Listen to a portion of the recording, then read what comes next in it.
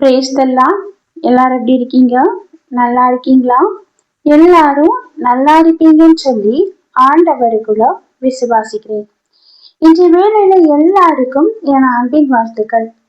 குறிப்பா பிறந்த நாள், திருமண நாள் காணுகிற ஒவ்வொருவருக்கும் என் அன்பின் வாழ்த்துக்கள். இன்னைக்கு சிந்தித்து தியானிப்பதற்காக எடுத்து கொள்ளப்பட்ட வேத வார்த்தை, நீ அழுததை தேவன் பார்த்தார்.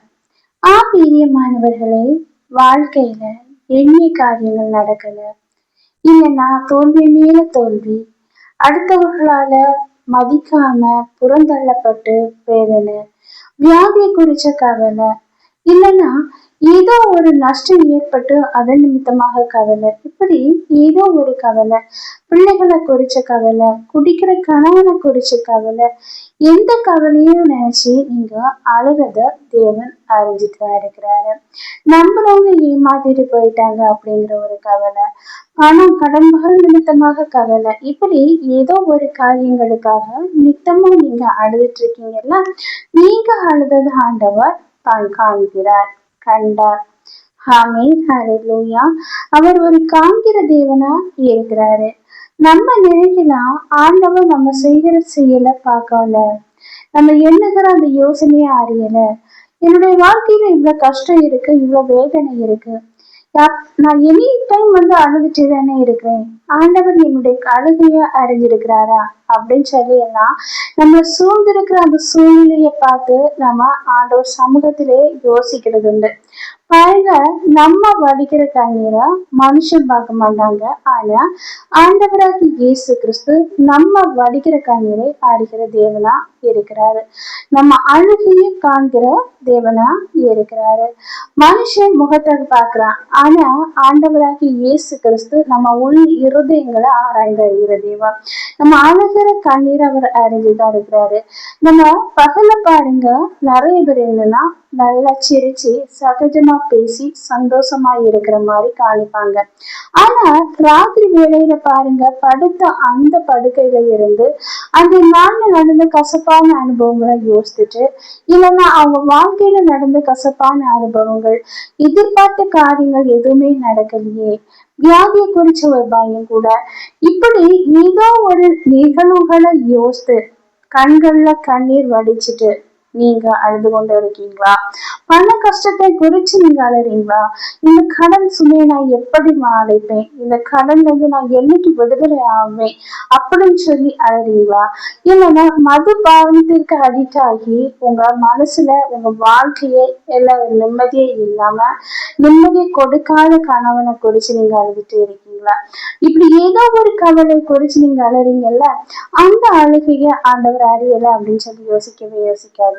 நிச்சயமா ஆண்டவர் உங்க அழுகைய கண்டு அந்த குறிய பதிலை தரக்கூடிய தேவனாய் இருக்கிறாரு. மகளே மகனே, உன் அழுகைய நான் கண்டேன் அப்படின்னு சொல்றாரு.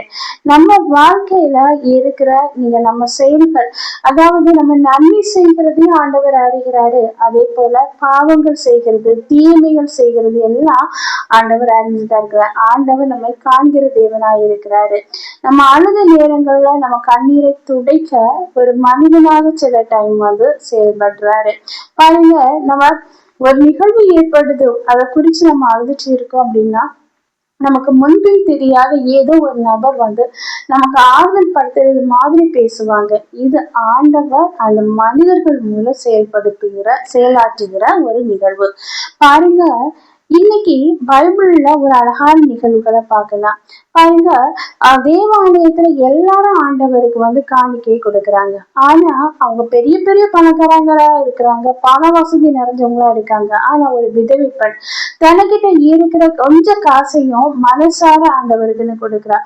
அங்க ஆண்டவர் மகிமைப்படுறார். எல்லாரும் கொடுத்த காணிக்கையை விட அந்த விதவை கொடுத்த காணிக்கை பெரிது அப்படின்னு சொல்றாரு.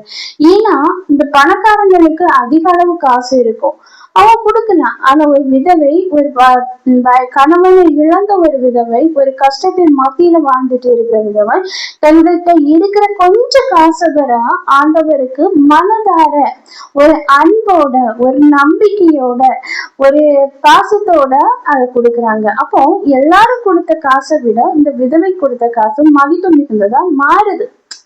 அப்போ ஆண்டவர் அது பெருசு அப்படின்னு சொல்றாரு. எல்லாரும் பார்க்கணும் இந்த விதவை கொடுத்த காணிக்கை எனக்கு ரொம்ப ரொம்ப பெரிய காணிக்கை அப்படின்னு சொல்றாரு. உங்க வாழ்க்கையில நீங்க ஏதோ ஒரு காரியங்களுக்காக, ஏதோ ஒரு கஷ்டங்களுக்காக நீங்க கண்ணீர் வடிச்சிட்டு இருக்கலாம். என்னால பல உதவிகளை செய்யணும்னு சொல்லி ஆசைப்படுறேன், ஆனா என்னால முடியலையே, இல்லைன்னா எனக்கு என்னுடைய வாழ்க்கையில இவ்வளவு பெரிய பிரச்சனை இருக்கே அப்படின்னு சொல்லி ஏதோ ஒரு கவலையில நீங்க கண்ணீர் வடிக்கலாம். விதவை தன்னுடைய மனசால ஆண்டவர் மீது விசுவாசம் வச்சு அன்போட கொடுத்த அந்த காணிக்கைய ஆண்டவர் அங்கீகரிச்சார் அல்லவா. மனசுல, அதாவது மனிதன் முகத்தை பார்ப்பான், ஆனா ஆண்டவர் அப்படி இல்லைங்க, இருதயத்தை ஆராய்ந்தறிகிற தேவன். நீங்க எந்த சூழ்நிலையில இருக்கீங்க, என்ன யோசிக்கிறீங்க, உங்க மனசுல என்ன இருக்கு, என்ன பாரம் இருக்கு, எதனால நீங்க அழுது புலம்பிட்டு இருக்கீங்க அப்படின்னு சொல்லி எல்லாம் ஆண்டவர் அறிகிறாரு. உங்க கண்ணீரை ஆண்டவர் பார்த்தார். நீங்க வடிக்கிற கண்ணீரை ஆண்டவர் அறிந்தார். கண்டிப்பா நீங்க என்ன காரியங்களுக்காக கண்ணீர் வடிச்சீங்களோ அந்த காரியத்தை ஒரு பெரிய விடுதலை ஆண்டவர் தருவாரு. கண்ணீரை கண்டார் கர்த்தர். இப்போ நம்ம பைபிள்ல சங்கீதம் 139வது அதிகாரம் 16வது வசனத்தை எடுத்து நம்ம படிக்கும் போது, என் கருவை உம்முடைய கண்கள் கண்டது. ஆமீன், ஹல்லேலூயா. நம்ம வயத்துல இருக்கிற கருவை வர ஆண்டவருடைய கண்கள் உத்து நோக்கி பார்த்துட்டு இருக்கோம். நம்ம தாயா இருந்தாலும் சரி, தகப்பனாக இருந்தாலும் சரி, எந்த ஒரு மனிதனாக இருந்தாலும் வயத்துக்குள்ள இருக்கிற கரு, அந்த கருவை நம்மளால பார்க்க முடியுமா? மனிதனால நம்ம தாயா இருந்தாலும் தகப்பனாக இருந்தாலும் அந்த கரு, அந்த குழந்தை தாயின் வயிற்றில் இருந்தா வெளியே வர்றதுக்கு முன்னாடி அந்த குழந்தை எப்படி இருக்கு அப்படின்னு சொல்லி தன்னுடைய கண்களால காண முடியுமா? இன்னைக்கு விஞ்ஞான உலகத்துல எக்ஸ்ரே, ஸ்கேனு அதெல்லாம் வந்துடுச்சு. பிள்ளைங்க கன்சீவ் ஆனா 3வது மாசத்துல இருந்தே ஸ்கேன் பண்ண தொடங்குவாங்க. ஆனா இப்படி எல்லாம் பண்ணலாம். பட் கண்களால மனிதனான ஒருவரால நேருக்கு நேர் பார்க்க முடியுமா? முடியாது. ஆனா ஆண்டவரால முடியும். கருவை உம்முடைய கண்கள் கண்டது. மனிதனுடைய வயிற்றுக்குள்ள இருக்கிற கருவை வர ஆண்டவர் காண்கிற தேவனா இருக்கிறாரு. இன்னைக்கு உங்க வாழ்க்கையில ஏதோ ஒரு கசப்பான சூழ்நிலை, கலங்க வைக்கிற ஒரு சூழ்நிலை, பயப்படுகிற காரியங்கள், இந்த காரியங்களுக்காக நீங்க ஆண்டவர் சமூகத்துல வருஷக்கணக்கா, மாதங்கள் கணக்கா, நாட்கள் கணக்கா கண்ணீர் வடிச்சிட்டு கூட இருக்கலாம். என்னுடைய கணவன் குடிக்கு அழிட்டாகி, மதுபானத்துக்கு அழிட்டாகி தன்னுடைய சரீரத்தை எல்லாம் கெடுத்துட்டு இருக்காங்களே அப்படின்னு சொல்லி குடிகார கணவனை பார்த்து எண்ணி தினமும் அழுது ஜெபிக்கிறவங்களா இருக்கலாம். 2வது, வாழ்க்கையில ஏமாற்றப்பட்ட ஒரு சூழ்நிலை, நம்பின மனிதர்கள், அந்த நம்பின மனிதர்களை ஏமாற்றும் போது இந்த உலகமே இருட்டடைஞ்ச மாதிரி, வேதனை அடைஞ்சது மாதிரி ஒரு ஃபீல்ல கூட நீங்க இந்த வீடியோவை கேட்டுட்டு இருக்கலாம். இல்லைன்னா ஏதோ ஒரு எண்ணிய காரியங்கள் நடக்கல, வாழ்க்கையில இனி அவ்வளவுதான், என் வாழ்க்கையில இனி முன்னேறவே முடியாது, என் கண்கள இருந்து வடிகிற கண்ணீரை ஆண்டவர் அறிஞ்சிருக்கிறாரான்னு தெரியல, ஆனா ஆண்டவர் கண்ணீரை காண்கிற தேவனா இருக்கிறார் அப்படின்னு சொல்றாங்களே, ஆண்டவர் கண்ணீரை காண்பாரா அப்படின்னு சொல்லி கூட நீங்க வேதனையோடு இந்த வீடியோ பார்த்துட்டு இருக்கலாம். பிரியமானவர்களே, ஆண்டவர் கண்ணீரை காண்கிற தேவன். நம்ம வேதனையிலிருந்து ஒரு விடுதலை தரக்கூடிய தேவன் அவர். நம்ம வாழ்க்கையில வடிக்கிற ஒவ்வொரு சொட்டு கண்ணீரையும் ஆண்டவர் அறிஞ்சிட்டுதான் இருக்கிறாரு.